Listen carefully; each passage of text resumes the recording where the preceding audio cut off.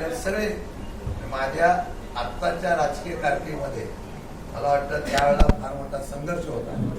मला हेमंत कोवळी, वामन लाड, माझ्या आणि शिवराव पाटील साहेबांच्या मागे ठामपणाने उभे राहिले. त्यावेळेला एवढी जोरात होती की रमेश टेंचने आमची संघटनेची निवडणूक लागली होती. त्यावेळेला इतर जी ताकद मला मिळाली त्या म्हणून मी कधी या सर्व लोकांचा कधी विसर मला पडणार नाही आणि भविष्यात पण पडणार नाही. मध्यंतरी मी सांगितलं त्याप्रमाणे मला आदल्या 2 दिवसात अगोदर फोन आला होता हेमंत कोळी साहेबांचा आणि मला सांगितलं होतं की आपल्याला सीट मिळाली तर तुम्ही बघा विचारून घेऊ, तुम्हाला सीट मिळते तर. मी मग वरती सांगितलं होतं कोणालाही सीट घ्या, त्यांना दिली तरी आम्हाला अडचण नाही. आता स्पष्ट बोललं कारण मी देऊ नका असं म्हणू शकत नव्हतं. तुम्ही मला दिलं तरी आम्हाला हरकत नाही असं मी सांगितलं होतं. त्या जागा वाटपाच्या संदर्भातून आम्हाला ही जागा आली कारण ह्यांनी आणि बाजूचा वाढ मागितला होता डोंगरीचा.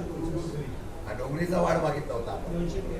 हा तो तिकडचा वाढ मागितला होता. मग तिथं आपण शिवसेनेला तिथं जागा द्यायची आणि ही जागा तुम्हाला घ्या अशा प्रकारची बदल झाला. अजून 2-3 जागेचा बदल झाला आणि ही जागा शेवटच्या क्षणाला आपल्याकडे आलेली होती. नाहीतर त्याला स्वतःला उभं राहायचं होतं.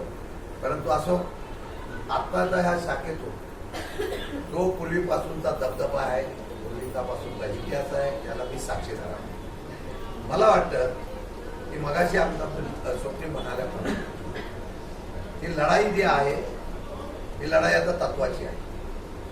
आपले सगळे पक्ष, आपले सगळे नेते आपल्या सगळ्यांना संपवण्याचा प्रयत्न करणाऱ्या भाजपच्या विरुद्ध ही लढाई आहे. महायुतीच्या विरोधात लढाई आहे. महाविकास आघाडी म्हणून आपण एकत्र येताना जागा किती आम्हाला मिळाल्या त्या आम्ही बघितल्या नाही. आम्ही एकत्र येऊन ती लढाई करण्याच्या बाबतीत मला निर्णय घेतलेला आहे. माझी आपल्याला नम्र विनंती आहे की एक सुशिक्षित अशा प्रकारची सान्या शहा इथं आपण उमेदवार दिलेले उच्च शिक्षित आहे. नवीन चेहरा आपण देऊ आणि दाखवून देऊ.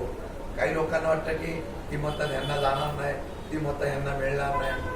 दोन्ही मतं जर एकत्र झाले तर काय होतात हा इतिहास आपल्याला उद्याच्या निवडणुकीला करायचा आहे.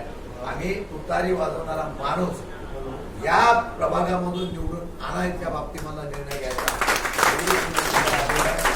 आणि ह्या निवडून जरी आल्या तर त्याचे मार्गदर्शन हेमंत कोळी असणार काम आपण करू. एवढाच विनंती.